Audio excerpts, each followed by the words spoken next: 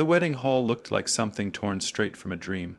Crystal chandeliers spilling warm light onto marble floors, white roses cascading from golden arches, and music so soft it felt expensive. Every guest wore confidence like perfume. Laughter floated easily here, the kind that came from people who had never worried about tomorrow. And then there was him asterisk. He stood near the entrance, uncertain, his hands folded together as if they didn't know what to do in a place like this. His suit was clean but old, pressed too carefully, the fabric shiny at the elbows from years of use. His shoes had been polished so many times they'd lost their original color. He looked around slowly, afraid that even his gaze might be too loud. This was his daughter's wedding. He hadn't seen her in months. Life had pulled her into a world he never quite understood. Designer dresses, important people, conversations filled with words like asterisk status, asterisk and asterisk connections, asterisk. Still, when he'd received the invitation, his hands had trembled. He read her name again and again, smiling through the ache in his chest. Asterisk, she invited me. Asterisk, he thought. Asterisk, that's enough. Asterisk, guests passed by him without really seeing him. Some assumed he was early staff. Others avoided him entirely. A woman whispered behind her hand, "Why is security letting someone like that in?" He pretended not to hear. Then he saw her. His daughter stood at the center of the room, glowing. The dress fit her like it had been made from light itself. For a moment the noise faded. He forgot the whispers, the stares, the weight of not belonging. Tears burned his eyes. Asterisk, you're beautiful, asterisk, he thought. Asterisk, you always were. Asterisk, he took a small step forward. That was when a sharp voice cut through the music. "Excuse me, who is this?" The groom had noticed him, tall, impeccably dressed, the kind of man who had never been told no and didn't expect to start today. His eyes swept over the father with open disdain, lingering on the worn suit, the cheap watch, the trembling hands. The room grew quiet. The father straightened instinctively, heart pounding. I'm her father," he said softly. A pause, then a laugh, short, humorless. "Her father," the groom repeated, glancing around as if expecting someone else to step forward. This must be a joke. The daughter turned, confusion flashing across her face. "Dad," she whispered. Relief washed over him. She recognized him. He took another step, but the groom's expression hardened. "This is not the time or place for this," he snapped. He turned sharply to the nearest security guard and said, loud enough for everyone to hear, asterisk, asterisk, "Get this poor man out of here." Asterisk, asterisk, the words hit harder than a slap. A murmur rippled through the hall, faces twisted with curiosity, pity, embarrassment, mostly embarrassment, as if his presence was a stain on their perfect day. The father felt something inside him crack, quiet and deep. He didn't argue, didn't raise his voice. Years had taught him how to swallow pain without making a sound. He only looked at his daughter one last time, hoping she would say something, anything. She didn't. The security guards approached, but instead of grabbing him, they stopped. They looked at each other. One of them frowned, touching the earpiece in his ear. Another checked a tablet, his eyes widening almost imperceptibly. The groom scoffed. "What are you waiting for?" The older guard cleared his throat. "I'm sorry, sir," he said carefully, his tone suddenly respectful. "We can't remove him." The groom blinked. "What?" The guard met his eyes. Asterisk, asterisk. "He's a VIP." Asterisk, asterisk. The hall fell into stunned silence. The father closed his eyes for just a moment, not in triumph, not in anger, but in exhaustion. Because, for the first time in years, the past he had buried was beginning to rise, and this wedding was only the beginning. The silence in the hall pressed against him, but the father didn't break it. Instead, his mind drifted backward, far away from chandeliers and polished marble, to a time when his name meant something very different. There was a time when he had walked into rooms like this without hesitation, when people stood up at his arrival, when his signature could open doors, close deals, and change lives. He had once worn suits finer than the grooms, owned companies people whispered about with respect, and sat at tables where power was quietly negotiated. But power, he had learned, was fragile. It had started with trust, a business partner, someone he had treated like family.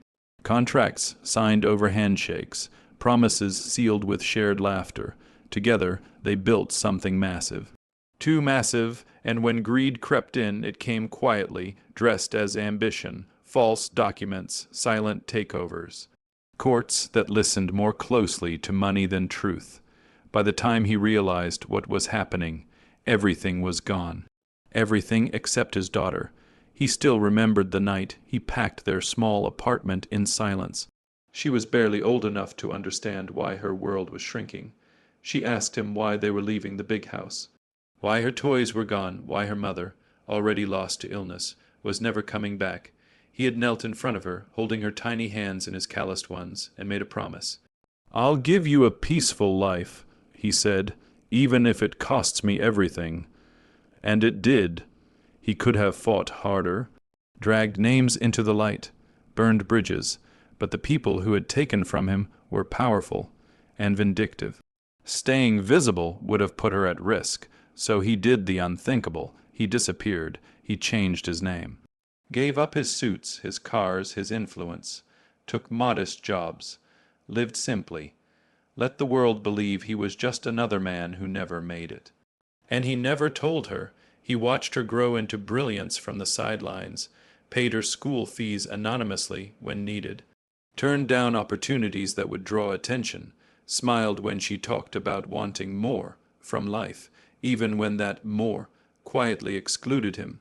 When she met the groom, he noticed the signs immediately, the entitlement, the subtle cruelty masked as confidence.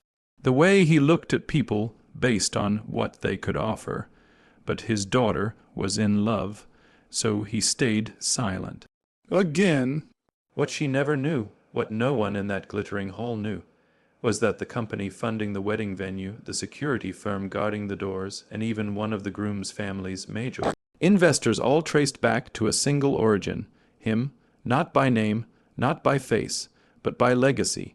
He had never reclaimed his public life, but he had never truly vanished either. Some doors, once opened, never fully closed.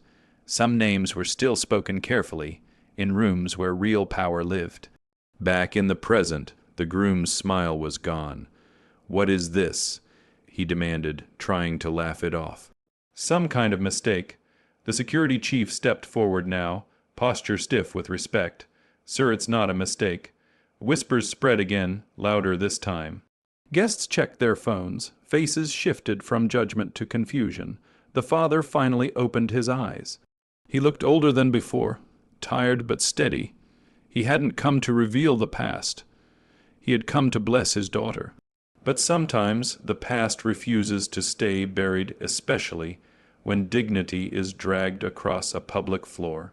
And as the truth hovered just beneath the surface, waiting to be spoken, the father realized something with aching clarity. This wedding was no longer just about love. It was about everything they had never known. The first sound that broke the tension wasn't a voice. It was the low hum of phones vibrating in nervous hands. Names were being searched, histories pulled up. The groom's mother whispered urgently to someone beside her, her face draining of color. A man near the front straightened his posture, suddenly attentive, his earlier smirk gone. People who had ignored the father minutes ago now watched him as if he were a ghost who had decided to become visible. The security chief took one step closer to the father and bowed his head slightly. "Sir," he said, quietly but clearly, "we apologize for the misunderstanding." The groom spun toward him. "Apologize for what? This is ridiculous." The security chief didn't look at him. "This man," he continued, raising his voice just enough for the hall to hear, "is a founding patron of the Meridian Trust Group. He is also listed as a lifetime priority guest and protected individual at all partner venues." A ripple of shock tore through the room. Meridian Trust wasn't just a company. It was a backbone. Banks, real estate, security firms, investment groups. The kind of name people didn't brag about knowing because those who knew knew. The groom's father stiffened. "That's not possible." The groom said, his voice cracking. I would have known. The father finally spoke. You know my work, he said calmly. You just don't know my face.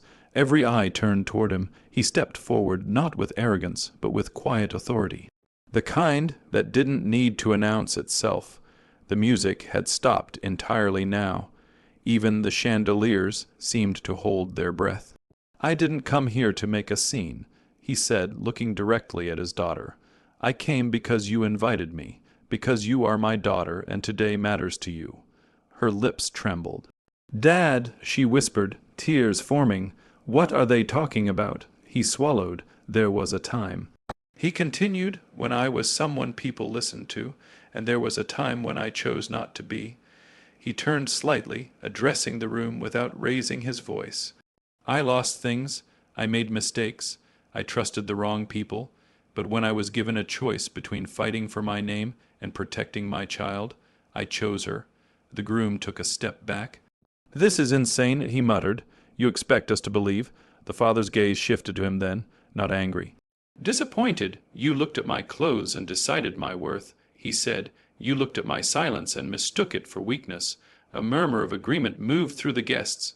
The security chief added carefully, Sir, the wedding venue, the security contract, and several of the vendors were approved under his authority. The implication landed hard. This wedding, this perfect day stood on a foundation built by the very man they tried to remove. The groom's confidence collapsed in real time. His shoulders sagged, his voice lowered. I didn't know, he said weakly. The father shook his head. That's the problem, he replied.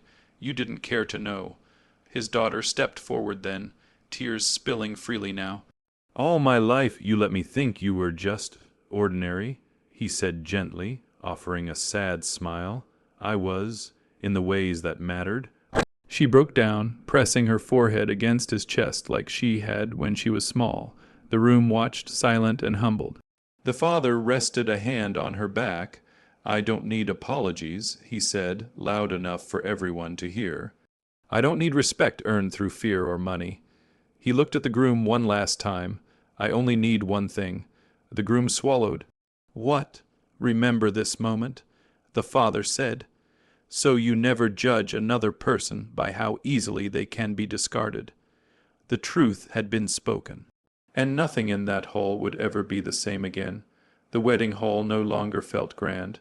The chandeliers still sparkled. The flowers still bloomed. But something invisible had shifted. The weight of truth pressed heavier than gold, and every guest felt it. Conversations that once flowed with arrogance now stumbled into uneasy silence. The groom stood frozen, his perfect image shattered beyond repair. The daughter slowly stepped away from her father and turned to face the man she was supposed to marry. She studied him as if seeing him for the first time, not in a tailored suit, not as the confident figure who promised her a luxurious future, but as someone who had humiliated the man who loved her. Most why? She asked quietly. He opened his mouth, then closed it. No answer came that didn't sound hollow. You didn't just insult my father, she continued, her voice trembling but firm. You showed me who you are. Her words echoed louder than any accusation. The groom's parents tried to intervene, offering rushed apologies, explanations, excuses dressed as regret. But apologies born from exposure, not understanding, rang empty. The father raised a hand, stopping them. This isn't about revenge, he said calmly. If it were, today would have ended very differently. The room understood what he meant. He could have taken everything, from reputations to fortunes. Instead, he chose restraint. That restraint was his final, quiet victory. The daughter took her father's hand. I thought being rich meant never worrying, she said softly. But today I learned something else. She looked around the hall, at the people who had judged, whispered, dismissed. It means knowing who will stand beside you when you have nothing. Tears filled her eyes as she turned back to her father. You always did. The wedding was called off not with shouting or drama, but with dignity. Guests left slowly, humbled, carrying a lesson they hadn't come to learn. Some avoided eye contact with the father. Others nodded respectfully. A few whispered his name with awe. He didn't stay to receive admiration. Outside, the air felt lighter. Father and daughter walked side by side beneath the fading evening sky, the noise of the world finally quiet. He offered her a small smile, the same one she remembered from childhood, when everything felt safe. "I'm sorry I didn't tell you," he said gently. She squeezed his hand. "I'm glad you showed me now." They walked away from wealth that glittered but meant nothing, toward something far rarer: understanding, respect, and love earned through sacrifice. Behind them stood a hall full of riches. Ahead of them was a future built on something far more valuable. A different kind of rich,